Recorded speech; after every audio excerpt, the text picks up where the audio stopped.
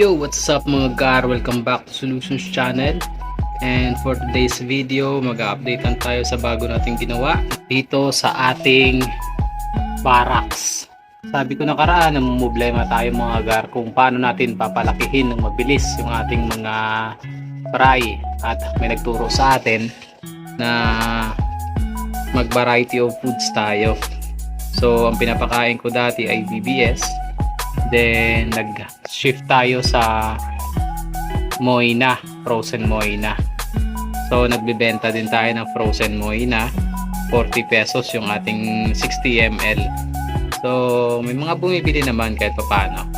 Pero nag-try din tayo ng isang set ng live foods, no? Ito yung ating To Be Fix. Yun. So, pamilyar na ang lahat dito, malamang To Be Fix. Ito yung isa sa pinaka maganda din na pagkain, pero kailangan lang talaga ng extra ingat sa gantong klase ng pagkain kasi nga minsan nagdadala ito ng parasite, so kailangan linis talaga, and medyo mahirap din siya i-maintain. So sa ating binilhan, ang tinuro niya ay kailangan daw natin na ilagay sa malaking lagayan, then lagyan ng aeration, ng aerator. Kaya naman sana ng ating aerator kasi yung aerator natin malaki naman, andun, no, sa taas, malaki.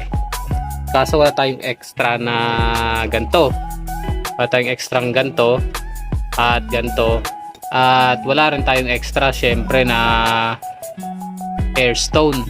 So hindi tayo nakabili kasi dati bumibili tayo niyan sa Cartimar, kaso matagal-tagal na tayong hindi nakakabalik sa Cartimar at hindi rin tayo naka-order sa Shopee. Meron din sana sa Shopee niyan, kaso medyo may kamahalan lang, nasa 15 pesos ata ang pinakamura doon.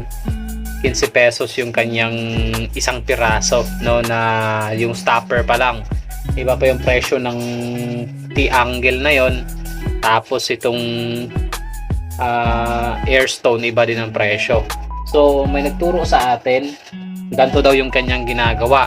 Kumukuha siya ng mga maliliit lang na chunks, parang ganyan, isang bilog lang, tapos nilalagay niya sa madaming lagayan. So kung tayo ng isang tabo, kaso sobrang dami, and may bumili na isa, no, hinati namin. Bali binayaran niya yung kalahati, no, 120 kasi to 40 yung isang tabo. Binayaran niya yung kalahati, tapos nasa atin yung kalahati.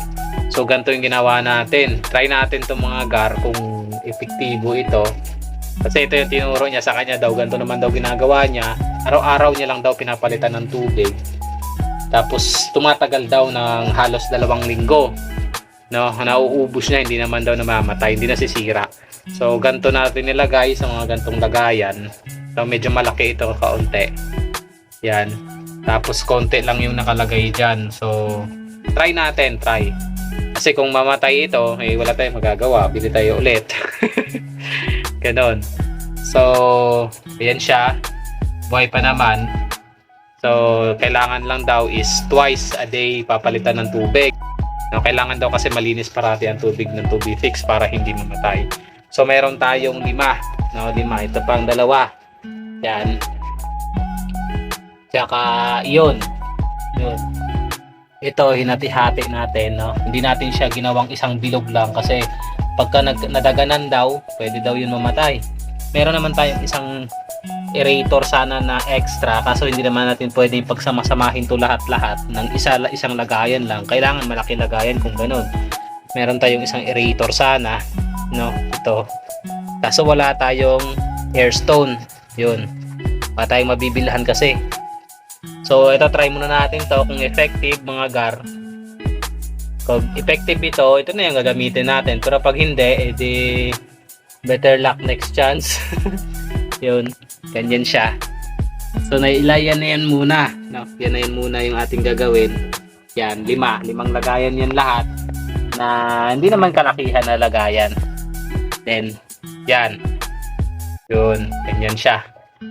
So dito natin nilagay, dahil medyo maliit lang yung ating lugar, kailangan natin i-maximize yung lahat ng pwede nating paglagyan. So ito yung table, no? Yan, lagyan natin dito yan ng dalawang 2.5. Kaya yan dyan.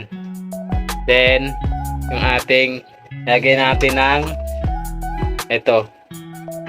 Yan, tapos serian lang natin ng tanse. Yan, tapos sa ilalim din. So, lagay niyan, fry yan dyan, fry. Ito, kailan ito? Nung May 1, no? Si dirt, konti lang yan dyan, parang nasa 8 lang ata. Tapos, ito naman, Japan Blue Double Swordtail ng 26. Medyo malaki-laki na sila. Ayan, yan, medyo laki-laki. Tapos, meron tayong ini-swap na itong dalawa. Yan ay Green Moscow. Ini-swap yan sa sa full gold at saka Moina, no? Kasi medyo mahal daw to and medyo mura lang yung full gold natin. Kaya ini-swap natin. Siniwalay muna natin diyan habang dewy pa lang kasi to eh. Napalaki pa natin. So dito lang siya muna. Palitan natin na naman yan ng tubig kasi maliit lang kasi ang lagayan tapos dalawa pa sila. Hindi pa masyadong kita yung kulay. Yan sila. Yan, no? Yan. Palitan natin ito mamaya ng tubig mamayang hapon. Kaya para hindi sila magkasakit. Yan. So, update ko kayo mga gar kung anong mangyayari dito sa ating setup na to. Kahit ako, hindi rin ako sigurado. Pero syempre, dahil sa yung nagturo, experience na daw kasi to, alam niya na kung kumbaga effective to para sa kanya. So, subukan din natin. Kasi, syempre, mga low-tech lang ba? Mga 4-month setup lang tayo. Mga gar, update ko kayo pag okay ito, effective. Pwede rin gamitin ng iba. Yun.